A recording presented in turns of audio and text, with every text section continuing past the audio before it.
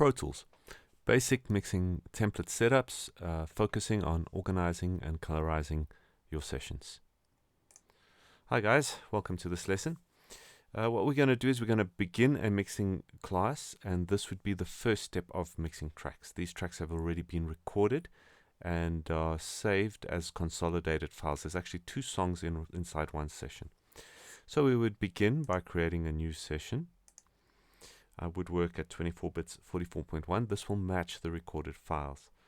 I'm just going to call this raw mix setup and prompt for location.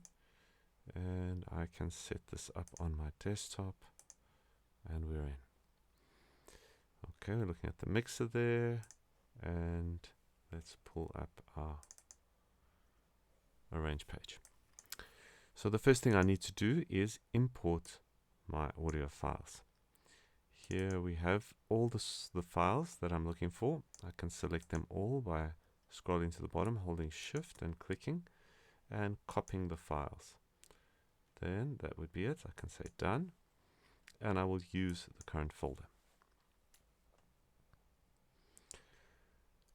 Okay, so what we've got to look at doing is setting the tempo to match the files, colorizing the files so that they're easy to spot, organizing the track list, and basically just setting up the first phase of a mix session. So here come the tracks. As you can see, it's put them in a bit of a random order and done the randomizing of colors. So the first thing I would want to do is, before I push play, I would go to the mixer and I would make sure that all of my faders are equally turned down so that we don't know how loud this is going to be. Here we can just quickly listen. Now it's a much more reasonable level. So just to save your speakers or your ears if you've got headphones on, always check that you are playing items at a reasonably low level. From here you could then adjust where you wanted it to be. Remember, everything is playing flat, no compression, no EQ, no even fader adjustments. So we're not mixing, we're just setting up to start mixing. So the first thing I would want to do is I'd want to colorize my drum tracks. Here I'm going up, I'm reading them: tom, tom, tom, snare, snare, room mic, overhead, kick, hi-hats. Then we start with the guitar. So those are my drum tracks. To colorize, you need to make sure that on this drop-down menu, you have, on this drop-down menu, let's try a third time, you have your track color ticked. Okay, if it's not ticked, make sure it is ticked. For now, I've got the other options showing my inserts and showing my inputs and outputs. We don't have to see those. So as long as your colors are showing, you can now highlight your drum tracks, which I've done, and double click on the color menu and it will pop up. Now we'll choose a color for drums. For me, I go with blue, and what that's done is colorized all the actual tracks, and you'll see on the mixer they are all now the same color. Okay, while we're here on the mixer, if you untick this block on the color menu, you'll see how the mixer doesn't color the whole track, it just colors the tab at the bottom. If you do tick it, you can now choose just how intense that colorizing of the whole mixer fader will be, as well as the brightness of the entire mixer. So I generally keep the brightness down, saturation about halfway. I like to see the full color all the way up. If you didn't like that, again, you can unclick it. So we've colorized the track in the mixer, but what we want to do is we want to colorize the actual tracks on the arrange page. To do that, you need to select them. We're selecting everything. I need to untick my group.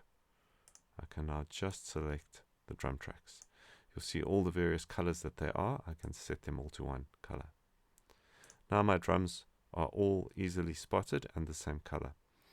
What I would do now is drag them as a group to the top so that I have all my drums at the start of my mix.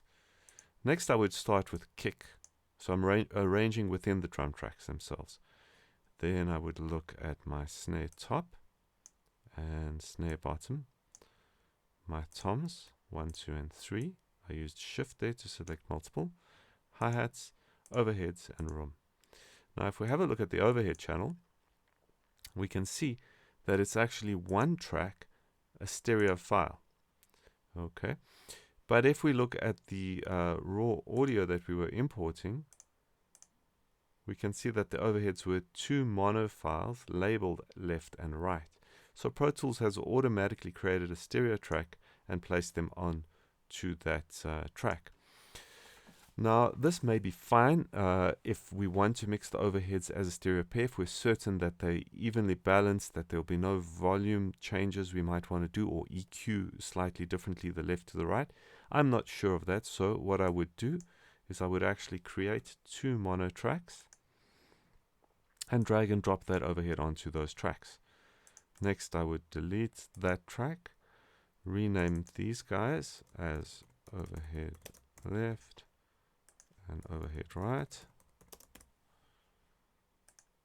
and colorize them the same.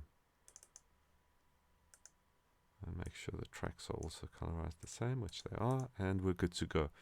So by having 2 mono overheads, I now need to check that their volumes are matching the others roughly, and pan them. We could now look at just listening to the raw drums before moving on and checking that everything is making sense. And there's the sound of our raw drums. We'll go through them one by one quickly. Kick. Let's maybe get our levels up just a touch while we're soloing. Snare top. Snare bottom. Let's go to where the snare is being played. Again, snare top. Snare bottom. We'll come back and check the phasing in a later lesson. Let's look for the toms. Looks like we've got a bit of busy toms going on here, maybe. Tom 1, Tom 2, Tom 3. Alright, our hi-hats.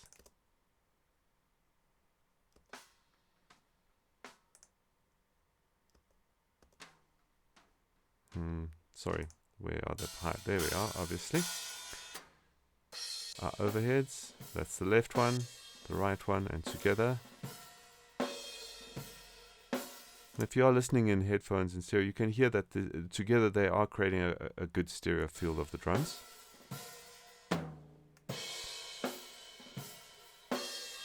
Okay, so here would be a good time to maybe just discuss quickly. When you're miking up a drum kit or mixing a drum kit, you have the option to place the listener in the seat of the drummer, and if you did that and it was a right-handed drummer, a drummer normally plays drums like with the hi-hats on his left, so his left ear hears the hi-hats louder than his right ear, and the toms go from small to large, moving in a left to right fashion. So a drum roll from left to right, from high tom to low tom, sounds left to right for a drummer. So as a mix engineer, you can pan all of your mics in such a way as to recreate that experience and have the listener almost feel like he's behind the drum kit with the rest of the band laid on top. Or you can flip it around and place the listener in the front of the drum kit, watching the drummer, in which case a drum fill going from high tom to low tom, and from the drummer's perspective, left to right, goes from the listener's perspective, right to left. This is all just mixing to taste. So at the moment, I have mic'd up and panned these drums in such a way that it's more from the drummer's perspective. That would be enough on the drums for now. Looking at the bass, there's not much going on here. I think we just have a DI. We've colorized the track. Okay, so we actually didn't colorize the track. It's just happened to land in the color that I want for it, which is purple. And again, switching the group off. Let's just make sure that we got the right one going there. That's good enough for me. And guitars. Now, why am I so obsessed with colorizing my tracks? Well, guitars are green, and for me, guitars have always been green. And I've been mixing for many years now. So I know when I open a session, whether it's in Cubase or Pro Tools, that my guitars are green. And I'm just going to do clips and tracks. That way I can easily identify on any session straight away by looking at it. There's my drum tracks, there's my bass track, there's my guitar tracks. I might also look a little bit further in tracks like guitars. We can see these are 2 DI tracks. Now what this means is the guitar was recorded plugged into a direct inject box. From the box, we took the signal directly into the preamp and recorded the dry signal of the electric guitar. But we also went from that direct box link into the amp and mic'd up the amp. Then we also ran the direct signal through a SansAmp, which is a virtual plugin. So we've got 6 tracks, but actually there's only 2 recordings of guitars. These are them here. So we could call it guitar 1 and guitar 2. So maybe for myself, what I could do is I could colorize guitar 2 slightly different. So that's guitar 2 there, using control to select that one. And then here it is there. If I was to just give them maybe a slightly darker green, so something like, sorry. We can now see slight differences in the guitars, and that will help us identify guitar 1 from guitar 2. And seeing as we always have the darker green on the bottom, then I would drag and drop this to swap places there. So what we've got here now, let's put them on the top, is the DI guitars. That's the raw recording. If I solo and play it for you, let's play this section. Okay, these are 2 different takes playing more or less the same thing. Then here's the SansAmp, the virtual amps, and the real amps.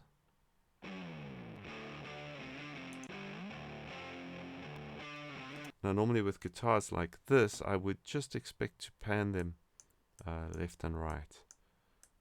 So I'm not saying we would use all 6 of these, we have them for mixing options.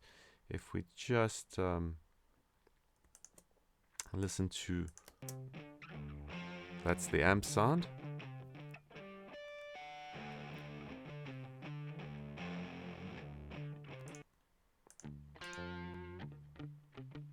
That's your virtual amp. And then with the DIs, we could look at redoing these in any which way we wanted. So one last thing I'm noticing is that I've got these the wrong way around. Trying to keep guitar 1 on the left at all times. There's guitar 1, there's guitar 1. So hearing maybe just a rough mix, I'm muting the DI, so we're just hearing the SansAmp and the real amp, as well as, let's just have a listen to everything else, drums and the whole story.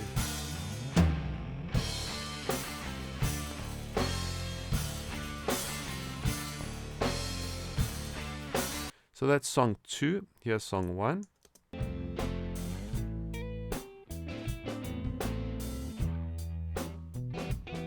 Okay, these are unmixed raw files. The last thing I would want to do is I'd want to make sure that I've set my tempo track to match. Maybe even create a click. This way, any delays or any sort of processing that relies on a tempo sync that we might use when we're mixing will sync up to the correct tempo. So the file is labeled, the kick drum is labeled 79 BPM. That makes it easy for us. But if we didn't know that, what you do is you make sure your conductor track is switched off. Select, play the song, select the tempo, and push T. Sorry, let's just turn that down a touch.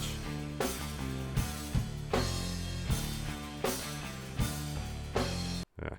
So what I'm going to do is I'm going to push T so I can tap along and we should see the tempo change. Let's just find out where my mix is going. Oh, it's Windows has minimized it and it's not responding to the key command. And there it is. Boom. So I just want to lower the level so I can speak over it. There we go. Now I'm going to select here and I'm going to push T.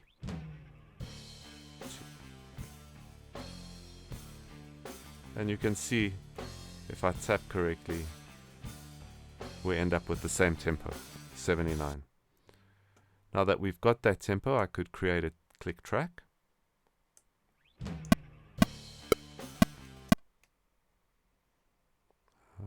Doesn't sound like it's matching. Let's check what's going on. Is it still following the conductor track? So we're going to set that one to now be 79. And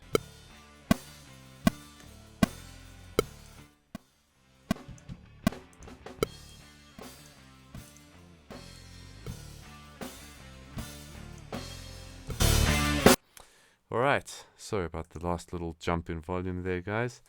Otherwise, that would be the lesson. I hope you enjoyed it, and we'll see you soon.